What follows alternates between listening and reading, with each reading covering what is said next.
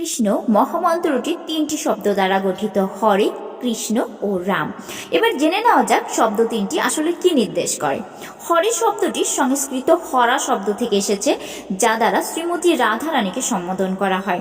সৃষ্টির আদিতে পরমেশ্বর ভগবান তার নিজের সেবা ও ভক্ত সঙ্গ লাভের জন্য শ্রীমতী রাধারানীকে তার হৃদয়ের বাপাস থেকে সৃষ্টি করেন। কাজেই রাধারানীর অনুমতি ব্যতীত কোনো ব্যক্তি, এমনকি দেবতাও ভগবান শ্রীকৃষ্ণকে লাভ করতে পারে না।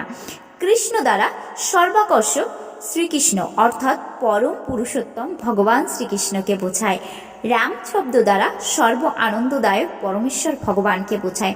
অতএব হরে কৃষ্ণ মহামন্ত্রটির সঠিক অর্থ হচ্ছে, হে ভগবানের আলাদিনী শক্তি শ্রীমতী রাধারানী, সর্বাকর্ষক পরমেশ্বর ভগবান শ্রীকৃষ্ণ, হে সর্ব আনন্দদায়ক ভগবান, আপনারা আমাকে আপনাদের চিন্ময় জগতের প্রেমময় সেবায় নিযুক্ত করুন। হরে কৃষ্ণ।